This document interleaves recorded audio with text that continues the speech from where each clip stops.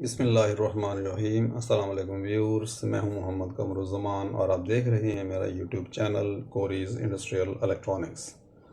Viewers, आज के lecture का जो हमारा टॉपिक है वो है पावर फैक्टर, जिसको कॉस 5 भी बाज़ औक़ात बोलते हैं, लेकिन अमूमन पावर फैक्टर ही इसको बोला जाता है। आज हम इसके बारे में बात करने लगे हैं और ये टॉपिक समझाने के लिए हम थोड़ी सी टाइप्स ऑफ इलेक्ट्रिकल पावर के बारे में बात करेंगे और टाइप्स ऑफ लोड्स के बारे में बात करेंगे, और ये दोनों चीज़ें समझाते हुए हम आपको पावर फैक्टर के बारे में बताएंगे। और थोड़ा सा इंट्रोडक्शन मैं आपको ये करवा देता हूँ कि जो बड़ी बड़ी फैक्ट्रीज़ हैं, बड़ी बड़ी बिल्डिंग्स हैं, उनके अंदर जो यूटिलिटी पावर, जो ग्रिड स्टेशन से पावर आ रही होती है, वहाँ पर जो एलटी पैनल्स लगे होते हैं, वहाँ पर एक पावर फैक्टर का पैनल भी लगा होता है, जिसके ऊपर PFI यानी कि पावर फैक्टर इंडिकेटर लगी होती है, और उसके अंदर पावर फैक्टर करेक्शन का सिस्टम लगा होता है कि पावर फैक्टर इम्प्रूवमेंट करने के लिए उसके अंदर कैपेसिटर्स बैंक्स लगे होते हैं। तो बहरहाल आज का जो हमारा टॉपिक है वो सिर्फ ये है कि हम ताकि समझ सकें कि पावर फैक्टर एक्चुअल होता क्या है। और जैसा कि इसके नाम से जाहिर है, पावर फैक्टर यानी कि पावर का एक नंबर है, पावर का एक नंबर है। और अगर आप इसको थोड़ा सा अच्छे तरीके से बोल लें तो हम कहेंगे कि ये पावर की एक रेशियो है, पावर्स की एक रेशियो है, यानी कि दो पावर्स की रेशियो है। और वो रेशियो क्या है? वो रेशियो ये है कि हम किसी भी इक्विपमेंट को, किसी भी मशीनरीज़ को, जैसे कि अभी मैंने बात की है कि हमारी फैक्ट्रीज़ होती हैं, हमारे बिल्डिंग्स होती हैं, हमारे मुख्तलिफ़ किस्म के लोड्स होते हैं वहाँ पर। जैसे कि हम इस लोड की बात कर रहे हैं, रेजिस्टिव लोड होते हैं, इंडक्टिव लोड होते हैं, कैपेसिटिव लोड होते हैं। तो हमारी जो पावर, जो इनकमिंग पावर है यूटिलिटी की, ग्रिड स्टेशन से आ रही है, वो पावर हमारी कंज्यूम हो रही होती है लोड्स के अंदर।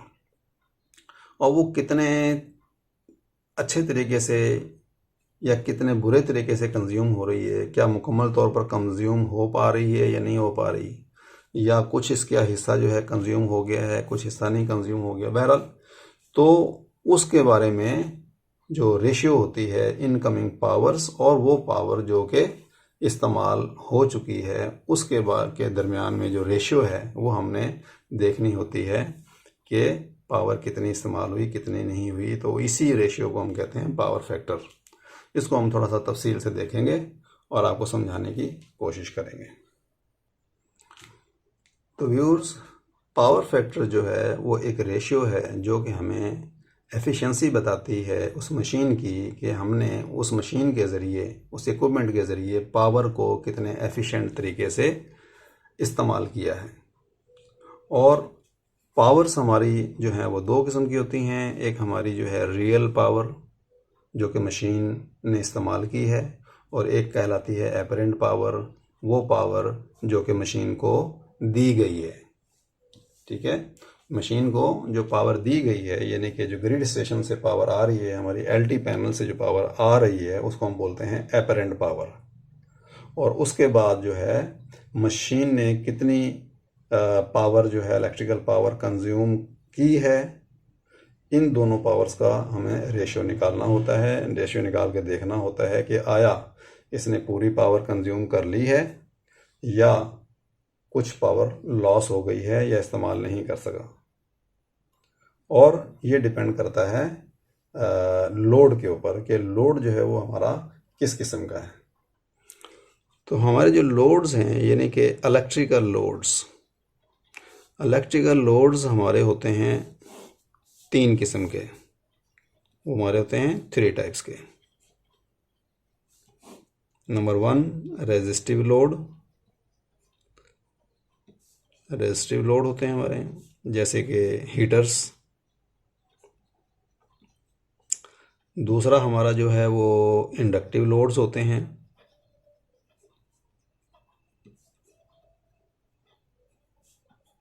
जैसे कि मोटर्स। और तीसरे हमारे होते हैं कैपेसिटिव लोड्स।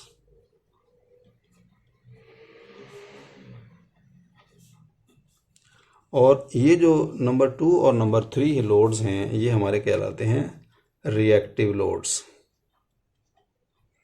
रिएक्टिव लोड्स, ठीक है।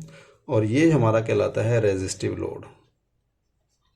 हम इनकी तफसील में ज़्यादा नहीं जाएंगे, लेकिन हम सिर्फ ये बताएंगे कि रेजिस्टिव लोड जो हैं उनको जब हम पावर देते हैं, अब फ़र्ज़ कर लीजिए ये हमारा लोड है, मशीन है, लोड है, इक्विपमेंट है, वॉटेवर।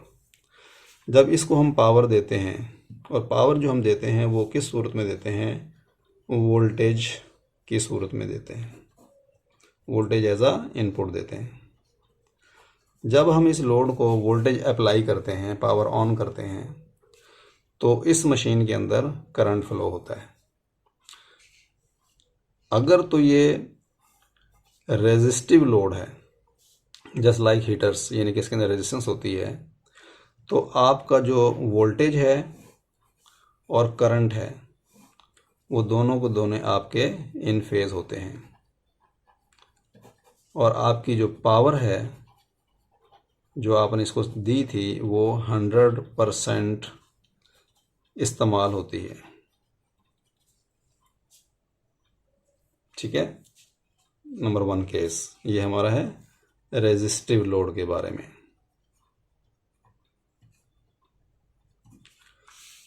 वेरएस अगर आपका लोड जो है वो रिएक्टिव है, जैसे कि हमने आपको बताया है रिएक्टिव लोड, और हमारा जो ज़्यादा वास्ता पड़ता है मोटर से, यानी कि इंडक्टिव लोड से वास्ता पड़ता है। तो अगर हमारा रिएक्टिव या इंडक्टिव, रिएक्टिव हम अगर डायरेक्टली बात करते हैं इंडक्टिव लोड के बारे में, तो उसमें क्या है कि जब हमने वोल्टेज अप्लाई किए तो आपका जो करंट है वो पीछे रह जाता है, यानी कि आपका जो वोल्टेज है वो लीड कर जाता है, आगे निकल जाता है, और आपका जो करंट है वो आपका लैग कर जाता है। और ये इसलिए होता है, इंडक्टिव से मुराद ये है कि इंडक्टर, मैं सिर्फ आपको डेफिनेशन तक महदूद रखूँगा कि जो हमारा इंडक्टर होता है उसकी ये ख़ासियत होती है कि वो करंट को अपोज करता है, करंट अपोज्ड होता है, जिसकी वजह से हमारा करंट जो है वो पीछे रह जाता है, लैग कर जाता है। और ये जो हमारा जो डिफरेंस आ जाता है जिसको हम फेज़ डिफरेंस कहते हैं, फेज़ डिफरेंस कहते हैं, इस फेज़ डिफरेंस की वजह से आपकी जो पावर, इनकमिंग पावर जो है इस लोड के अंदर जो हमने दी है वो 100% कंज्यूम नहीं हो पाती, कंज्यूम नहीं हो पाती। क्यों नहीं हो पाती कि बात याद रखिए कि जब भी आपकी वोल्टेज और करंट इन फेज होंगे तो ही आपकी पावर कंज्यूम होगी, पावर कंज्यूम होगी या इस्तेमाल होगी। तो जितना ये फेज डिफरेंस होगा इसके अंदर आपकी पावर इस्तेमाल नहीं होगी, जिसकी वजह से क्या है कि आपका जो एफिशिएंसी है मशीन की वो कम हो जाती है। ओके, थोड़ा सा और आगे, अच्छा इसी तरीके से अगर हम बात करते हैं कैपेसिटिव लोड की, कैपेसिटिव लोड की, ये थोड़ा सा इसको भी टच करते चले हैं। कैपेसिटिव लोड अगर होगा तो उसको जब हम वोल्टेज देंगे तो वोल्टेज जो है वो लैग कर जाएंगे, यानी कि पीछे रह जाएंगे, और करंट आपका जो है वो आगे निकल जाएगा, यानी कि लीड कर जाएगा। क्योंकि कैपेसिटर की हम जब बात करते हैं, डिफाइन करते हैं, तो हम कहते हैं कि इट बिलॉक्स वोल्टेज, इट बिलॉक्स वोल्टेज। तो ये वोल्टेज को रोकता है, रोकने की कोशिश करता है, और पासेस करंट। तो इसके इस बिहेवियर की वजह से हमारा जो है ये फेज डिफरेंस आ जाता है। हमारा ये फेज को अगर मैं फाई से शो करता हूँ तो फेज डिफरेंस आ जाता है, जिसकी वजह से हमारा जो है वो करंट या जो हमारी इनपुट पावर है वो सही तरीके से कंज्यूम नहीं हो पाती। तो बहरहाल ये तो थी लोड्स के हवाले से। मैंने आपको बताया कि रेजिस्टिव लोड में 100% पावर जो है वो कंज्यूम होती है, आपको एफिशिएंसी मिलती है। उसके बाद जो रिएक्टिव लोड्स होते हैं, उसके रिएक्टिव लोड के अंदर अगर इंडक्टिव है तो करंट उसमें जो है वो लैग कर जाता है, पीछे रह जाता है और वोल्टेज लीड कर जाता है, उसकी वजह से फेज डिफरेंस आता है। कैपेसिटिव लोड है तो वोल्टेज इसमें लैग कर जाते हैं, करंट लीड कर जाता है, फेज डिफरेंस आ जाता है, पावर आपकी कंज्यूम नहीं हो पाती और इस फेज डिफरेंस की वजह से आपकी एफिशिएंसी जो है वो मशीन की डाउन हो जाती है और आपकी जो पावर है वो इस्तेमाल ना होने की वजह से ज़ाया होती है। तो हमने आपको जो है मेन टाइप्स ऑफ लोड्स आपको समझा दिए हैं। अब थोड़ी सी बात करते हैं टाइप्स ऑफ पावर के बारे में जो कि अप्लाई की जाती है और इस्तेमाल की जाती है। तो जैसे कि ये मैंने आपको पहले एक बॉक्स बना के बताया था कि ये हमारा एक इक्विपमेंट है जिसको हम लोड भी कह सकते हैं, जिसको हम मशीन भी कह सकते हैं। इसको जो हम पावर देते हैं या जो इस इक्विपमेंट को पावर चाहिए होती है उसको हम कहते हैं एपरेंट पावर।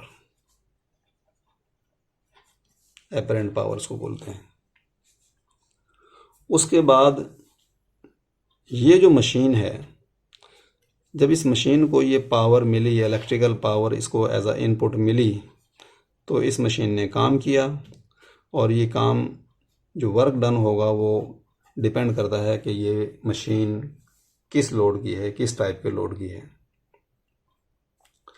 तो ये मशीन जितना करंट इस्तेमाल करेगी, जितनी पावर इस्तेमाल करेगी, जो सही लफ्ज़ है वो है पावर, जो पावर इस्तेमाल करेगी उसको हम कहते हैं रियल पावर।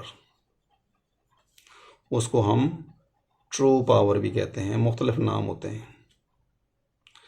तो यहाँ पर समझने वाली बात क्या है कि जब पावर दी हमने उसको हम कहते हैं एपरेंट पावर, जो कि VA, और अगर बड़ी मशीन है तो हम उसको कहेंगे KVA के अंदर होती है। जब ये पावर हमने इक्विपमेंट को, मशीन को दे दी, लोड को दे दिया, डिपेंडिंग ऑन द लोड, जब वो पावर कंज्यूम होगी, इस्तेमाल होगी, मशीन इस्तेमाल करेगी वो काम करने के लिए। मिसाल के तौर पे अगर मोटर है तो मोटर ने घूमना है, तो घूमने के लिए जो पावर इस्तेमाल होगी वो हमारी पावर इस्तेमाल होगी वाट में या किलोवाट में। और उसके बाद हमें ये वर्क डन जब हो जाएगा तो इसको हम बोलेंगे आउटपुट, यानी कि इस मशीन ने जब काम किया तो हमें आउटपुट मिल जाएगी। ठीक है। तो बहरहाल आपको सिर्फ ये दो बातें समझने की ज़रूरत है कि आपने किसी भी लोड को, किसी भी मशीन को, किसी भी इक्विपमेंट को आपने जो पावर दी है उसको चलने के लिए, उसको आप कहेंगे एपरेंट पावर, जो कि इनपुट के तौर पर है, उसको हम KVA के अंदर नापते हैं। जब मशीन ने पावर इस्तेमाल की तो उसको इस्तेमाल करने को हम नापते हैं किलोवाट के अंदर या वाट के अंदर, और उसको हम मुख्तलिफ नामों से रियल पावर या ट्रू पावर और भी इसके नाम हैं, उन नामों से इनको मौसूम करते हैं। तो बहरहाल वो किलोवाट में होती है। अब हमारे जो पावर फैक्टर है, पावर फैक्टर जो है, अब हम इस काबिल हो गए हैं कि हम पावर फैक्टर की रेशियो के बारे में बता सकें। Power factor is a ratio of input power, that is apparent power, और रियल पावर, कि कितनी पावर दी थी, कितनी पावर आपने इस्तेमाल की है। ठीक है।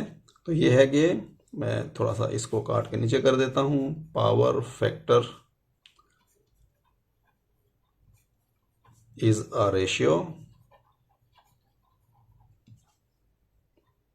ऑफ रियल पावर, जो कि किलोवाट में है, टू द एपरेंट पावर,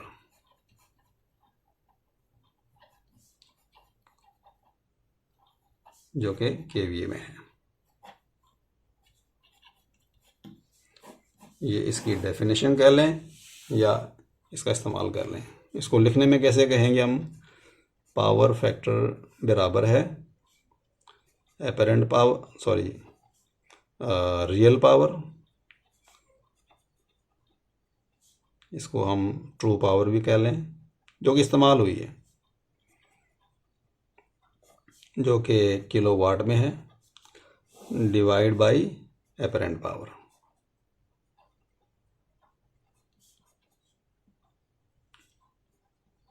जो कि केवीए में है। तो जब इनको इस पावर को जब हम डिवाइड करेंगे तो जो हमारा जो नंबर आएगा वो हमारा होगा पावर फैक्टर,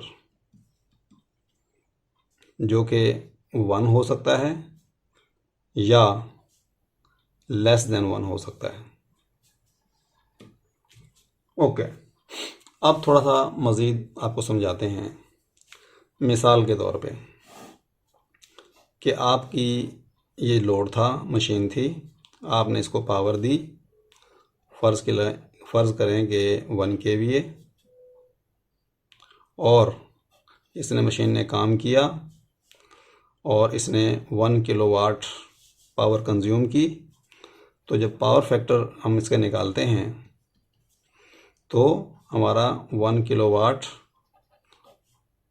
ऑब्लिक या divide by 1 kVA is equal to 1, ये हमारा पावर फैक्टर आ गया। इसको दूसरे अल्फाज में यूँ कह सकते हैं हम कि हम कितने परसेंट पावर इस्तेमाल कर रहे हैं, हमारी मशीन ने कितने परसेंट पावर इस्तेमाल की है। अगर मैं कहता हूँ कि 100% हमारी मशीन ने पावर यूज़ की है, कोई पावर हमारी ज़ाया नहीं हुई है, तो इसका मतलब ये है कि ये पावर फैक्टर 1 है। कैसे? 100% को अगर मैं कहता हूँ कि 100 और परसेंट को मैं अगर नीचे लेकर अगर इसको 100 से डिवाइड कर दूँ तो ये हमारा 1 आ जाएगा। और अगर मैं कहता हूँ कि हमारी जो पावर है मशीन ने जो इस्तेमाल की है वो 50% इस्तेमाल की है, तो 50% को अगर मैं कन्वर्ट करता हूँ पावर फैक्टर के अंदर 50/100, तो ये 1 आ जाएगा, ये 2 आ जाएगा, यानी कि 1/2 विच इज़ हाफ 0.5, और यू कैन से दैट 50%। और अगर इसको 0.5 की बात करते हैं तो ये 0.5 हमारा पावर फैक्टर आ गया, जो कि 1 से नीचे है, यानी कि आधा। ठीक है।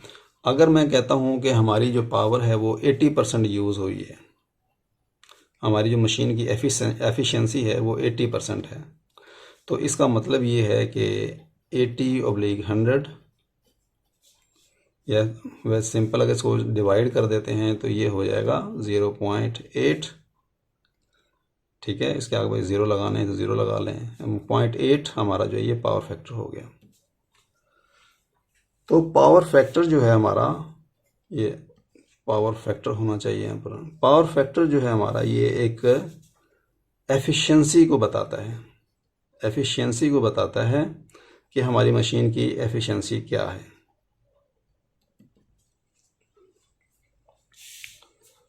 ठीक है, तो हमने क्या बताया आपको कि एक मशीन है, इक्विपमेंट है या लोड है, उसको हमने power the which is called apparent power KVA के अंदर, और उसके बाद इस मशीन ने काम किया, उस पावर को कंज्यूम किया। जब कंज्यूम किया तो उस पावर को हम बोलते हैं रियल पावर या ट्रू पावर।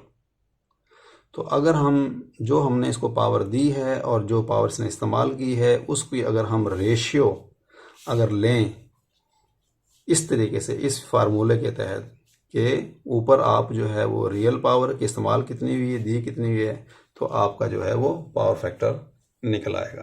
तो हम कह सकते हैं कि हमारा पावर फैक्टर इतना है। हम इस डायग्राम की तरफ आते हैं, आपको थोड़ा सा मज़ीद थोड़ा सा और समझाने की कोशिश करते हैं।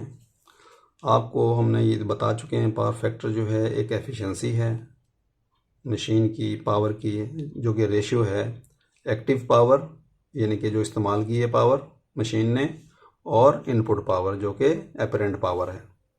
ठीक है, यानी कि एक्टिव यानी कि real power oblique consumed power total power, जो कि सॉरी कंज्यूम नहीं, जो बल्कि इनपुट पावर थी। इसको अगर आप उसमें देखते हैं किलोवाट के अंदर, किलोवाट ऑब्लिक केवीए, ये मैंने अभी आपको समझाया है। और तो जो इसका जो डिफरेंस आएगा वो हमारा कहलाएगा पावर फैक्टर।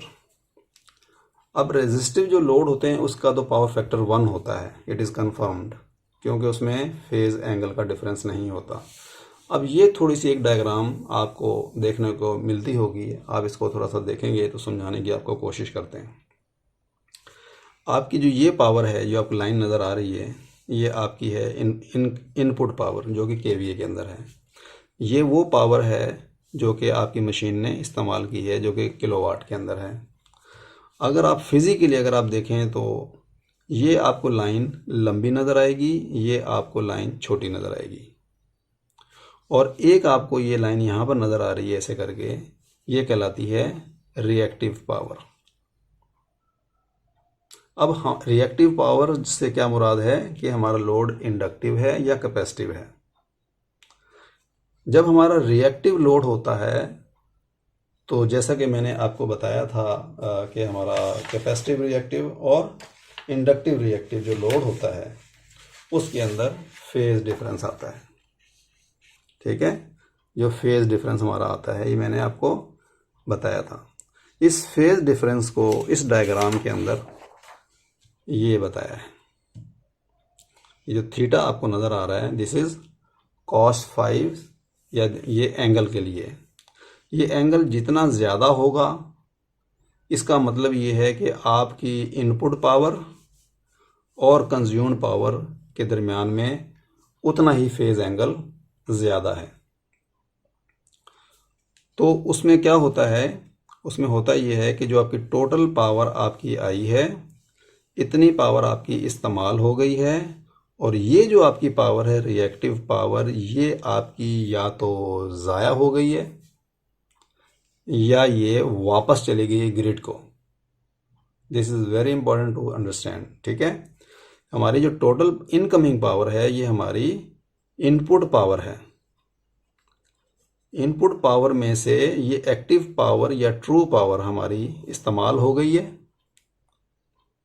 और इस्तेमाल जब हुई है तो ये मुकम्मल 100% इस्तेमाल नहीं हुई है, बल्कि ये जो रिएक्टिव पावर है, जो कि रिएक्टिव लोड होने की वजह से इंडक्टिव या कैपेसिटिव, इसकी वजह से कुछ पावर जो है ये वापस चली गई है जिधर से आई थी। यानी कि ग्रिड स्टेशन से हमारी पावर आ रही है ये, तो ये इस्तेमाल होगी, बाकी ये पावर वापस चली गई, या ये पावर ज़ाया हो गई। किस वजह से ज़ाया हो गई कि हमारी हीट की वजह से, इस्तेमाल ना होने की वजह से। एक बात। दूसरी बात ये है कि जब ये आपकी पावर 100% इस्तेमाल नहीं होती है तो क्या है कि जो मशीनरी है वो डिमांड करती है कि पावर ज़्यादा मुझे मिले। हम बात कर रहे हैं मोटर की। अगर एक मोटर बड़ी मोटर है और उसको ये पावर दी गई है, लेकिन चूंकि मोटर एक इंडक्टिव लोड होता है, इंडक्टिव लोड होने की वजह से वोल्टेज में और करंट के अंदर फेज़ डिफरेंस आ गया। फेज़ डिफरेंस आने की वजह से वो पूरी जो है वो पावर इस्तेमाल नहीं कर सकी, लेकिन उसको चाहिए तो पूरी पावर के लिए फिर क्या करेगा, वो और ज़्यादा करंट जो है ना, फिर लिमिट से ज़्यादा करंट को ड्रॉ करेगा, और ग्रिड जो पीछे से यूटिलिटी से पावर आ रही है वहाँ से ज़्यादा पावर खींचने की कोशिश करेगा। और चूंकि पूरी पावर कंज्यूम नहीं हो पा रही तो कुछ पावर हमारी वापस जाएगी जो कि रिएक्टिव पावर होगी। ये पावर हमारी लॉस होती है, और ये डिपेंड करता है रिएक्टिव पावर के ऊपर कि कितनी रिएक्टिव पावर है, कि आपका कितना फेज़ डिफरेंस है, आपका कितना रिएक्टिव लोड है, उसके हिसाब से फेज़ डिफरेंस होगा, और उसी के लिहाज से आपकी रिएक्टिव पावर होगी। तो इसकी वजह से हमारे इन दोनों पावर्स के अंदर, इस एंगल की वजह से, इस डिफरेंस की वजह से हमारी जो एफिशिएंसी है वो डाउन हो जाती है। अगर हम बात करते हैं इंडक्टिव लोड की, तो इंडक्टिव लोड में जब हमारा पावर फैक्टर ड्रॉप होता है तो हम उसके अगेंस्ट, क्योंकि कैपेसिटिव रिएक्टेंस और इंडक्टिव रिएक्टेंस एक दूसरे के उलट हैं, हम जैसे कि मैंने आपको समझाया था, तो हम कैपेसिटर जो है वो बैंक लगा के कैपेसिटर उसके अंदर इंसर्ट करके, इनलाइन करके, तो फेज़ एंगल जो है वो इसको कम करते हैं, कम कर करके इसको यहाँ पर सेम इन फेज़ लेके आते हैं, ताकि हमारी जो पावर है वो मुकम्मल तौर पे इस्तेमाल हो जाए। और आपने ये देखा भी होगा कि अगर आपकी हैवी बड़ी मोटर्स जब चलती हैं तो आपका करंट जो है वो बढ़ जाता है, और जो ही आपका जो बैंक होता है, पावर फैक्टर जो बैंक है जिसमें कैपेसिटर लगे होते हैं, जब ऑटोमेटिकली जब उसमें इंसर्ट होते हैं, इनलाइन होते हैं, तो आपका करंट डाउन होना शुरू हो जाता है। और अगर आपने इन्वर्टर लगा रखे हैं, वीएफडीज लगा रखी हैं, तो फिर भी आपका करंट जो है वीएफडीज के थ्रू कम आता है। क्यों? कि उसने इसको जो डिफरेंस है फेज एंगल को, उसको इन फेज किया होता है, इंडक्टिव लोड को उसने कवर किया हुआ होता है। तो बहरहाल सिंपल इज दैट कि आपका अगर तो रेजिस्टिव लोड है तो आपकी करंट और वोल्टेज इन फेज होंगे, आपकी 100% पावर कंज्यूम होगी, और 100% पावर कंज्यूम होने की वजह से आपका पावर फैक्टर 1 होगा। और अगर आपका रिएक्टिव है, अगर हम बात करते हैं रिएक्टिव के अंदर इंडक्टिव रिएक्टेंस की, इंडक्टिव रिएक्टिव लोड की, जैसे कि मोटर्स वगैरह हैं, सॉलिड वॉल्व्स हैं, ट्रांसफार्मर्स हैं, तो फिर क्या होगा कि आपका जो फेज़ एंगल है वोल्टेज में और करंट के अंदर, उसके दरमियान में एक फेज़ का डिफरेंस आएगा। फेज़ के डिफरेंस आने की वजह से आपकी जो इनकमिंग पावर है, जो कि अपरेंट पावर है, वो पूरी इस्तेमाल नहीं हो सकेगी, और पूरी इस्तेमाल ना होने की वजह से कुछ पावर आपकी लॉस होगी या वापस जाएगी, और वापस जाने की वजह से आपका जो एफिशिएंसी है मशीन की वो लो होगी, और उस एफिशिएंसी को हम पावर फैक्टर के थ्रू लेते हैं। यानी कि इतना लोड आपने इस्तेमाल किया, मशीन ने पावर इस्तेमाल की और ये ज़्यादा पावर थी, तो आपका जो है वो रेशियो पावर फैक्टर, जो कि रेशियो की सूरत में एफिशिएंसी बताती है, वो आपको बताएगी जो कि 1 से यानी कि 1 से नीचे होगी। तो इसको फिर इम्प्रूव करने के लिए आपको पावर फैक्टर करेक्शन करनी पड़ेगी। अगर मोटर लोड है तो आपको कैपेसिटर्स बैंक मुख्तलिफ किस्म के कैलकुलेट करके कैपेसिटर्स उसमें जो है वो ऐड करने पड़ेंगे, ताकि आपकी जो पावर जो है वो मुकम्मल तौर पर कंज्यूम हो सके और वापस रिफ्लेक्ट हो के वापस ना जाए और ज़ाया ना हो। तो व्यूअर्स, हमारा जो आज का लेक्चर था पावर फैक्टर का, उम्मीद है आपको वो चीज़ समझ में आ गई होगी कि हमारा जो पावर फैक्टर है वो एक एफिशिएंसी मेजर करता है और एक रेशियो है इनपुट और इस्तेमाल वाली पावर के अंदर। आपको मैंने तफसील से बता दिया है। उम्मीद है आपको पावर फैक्टर समझ में आ गया होगा। अगले लेक्चर के अंदर हम पावर फैक्टर रिले या पावर फैक्टर इंडिकेटर के बारे में बताएंगे, और पावर फैक्टर कैपेसिटर्स बैंक के बारे में बताएंगे। पावर फैक्टर जो कैपेसिटर्स होते हैं, केवीआर होते हैं, जैसे कि ये है, इसके बारे में आपको बताएंगे कि वो क्या होते हैं और कैसे काम करते हैं। तो मिलते हैं अगले लेक्चर में, जब तक के लिए अल्लाह हाफिज़।